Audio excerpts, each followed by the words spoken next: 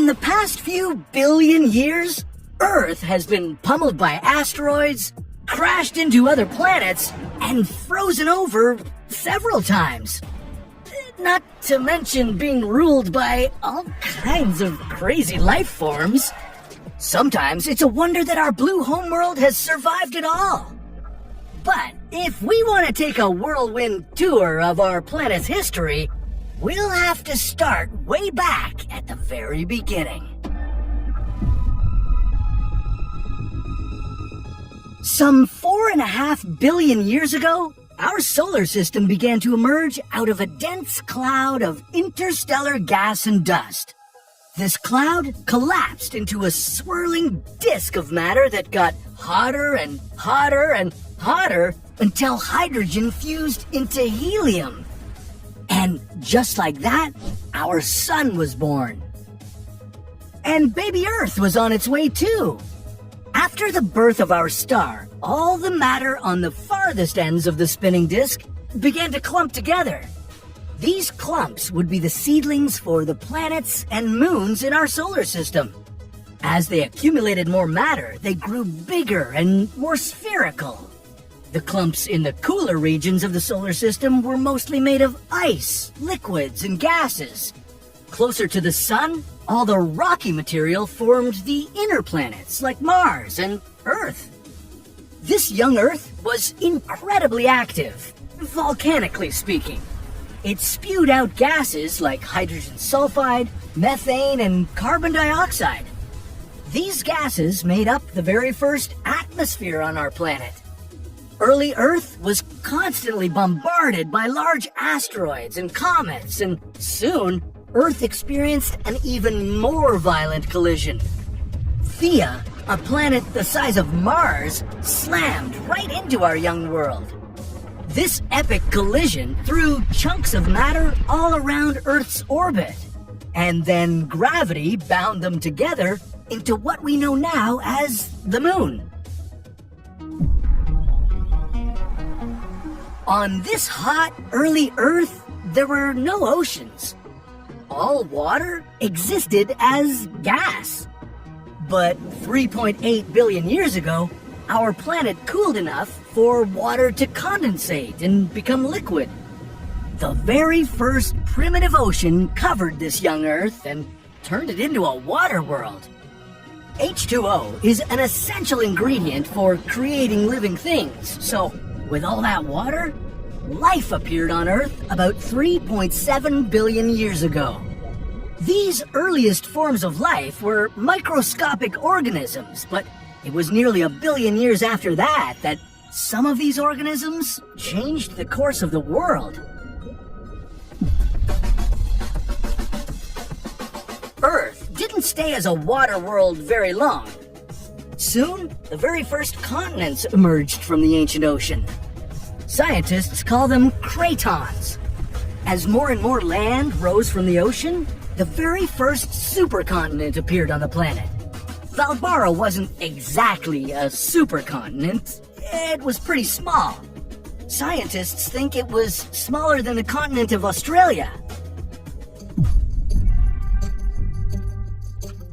Around 2.4 billion years ago, cyanobacteria evolved to become our planet's first photosynthesizers. Finally, we had some oxygen producers to make Earth's atmosphere much more hospitable. And the rest is history, folks. Just kidding. We've still got a long way to go. With all this new oxygen, Earth's atmosphere had much lower levels of carbon dioxide. And that made the planet icy cold. Much of our young world froze over as Earth saw its first ice age. Now, as Earth's atmosphere was changing, the continents were moving too. They broke up and reassembled into the next supercontinent, Rodinia. Rodinia was a real supercontinent. It may have been the largest supercontinent to ever cover the planet. And life? Well, life finally became more complex. But then something happened. Rodinia broke apart and a new supercontinent assembled. This one was called Pannotia. Then, between about 540 and 485 million years ago, there was an explosion of new life. This time was called the Cambrian explosion, and the animals that evolved during this period had hard body parts, like shells or spines. The most famous of all were the alien-looking trilobites. Around 440 million years ago, the climate suddenly shifted and the temperature of the ocean changed dramatically. Earth saw its first mass extinction event. This was the Ordovician Silurian extinction, and a majority of the life that had been spreading around the planet vanished. Many of these life forms laid the foundation for the ecosystems that we have on Earth today. Somewhere between 420 to 350 million years ago, the first trees arose from Earth's soil. And the first animals made their way to land, too. 250 million years ago, the planet was covered by our last vast supercontinent, Pangaea. Sadly, it was also during this period that Earth witnessed the greatest mass extinction event in our history, the Great Dying. Huge amounts of greenhouse gases and accelerated global warming wiped out about 90% of all species on Earth. But this mass extinction helped pave the way for the next wave of animals to evolve. 240 to 230 million years ago, the first dinosaurs appeared. For the next 150 million years, they'd rule the land. If you were there, you'd have witnessed the gigantic sauropod Argentinosaurus, the largest land animal ever. Or you might have been chased by one of the Earth's greatest apex predators, the T-Rex. And you'd also witnessed Pangaea breaking up and forming the continents we know today. Okay, you may already know where this is headed. 66 million years ago, an asteroid slammed into our planet, right where Mexico sits now. And it coughed up so much debris into the atmosphere that it blocked out the sun. This led to devastating climate changes that caused the dinosaurs to die out. In the next wave of emerging animals, mammals became more common. Around 6 million years ago, the earliest known humans started walking this world. This species was called Sahelanthropus, though they still likely walked on all fours. 4 million years ago, early humans began to walk upright, and about 1 million years later, they developed the first known tools, which they used to break things. Some 800,000 years ago, things sparked.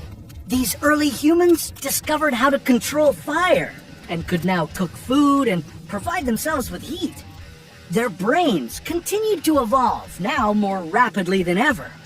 These humans learned to interact with each other and the surrounding world in whole new ways.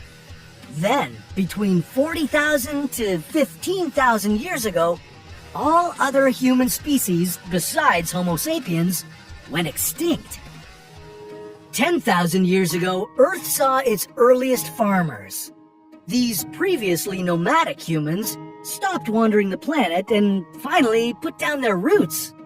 Jumping way forward to about 250 years ago, the Industrial Revolution took place. We went through major technological, socioeconomic, and cultural transformations. Rural-based farm societies became more industrialized urban ones. Our human population continued to grow. By 1804, we reached 1 billion. By 1927, we'd hit 2 billion. And since the 1960s, the global population has risen faster and faster to where it is now, at over 8 billion people. And now there's a new threat to human existence and many other forms of life here on Earth. Climate change. Temperatures and sea levels are rising worldwide, and biodiversity is declining. We could be on the verge of another mass extinction event if things don't change. But that's a story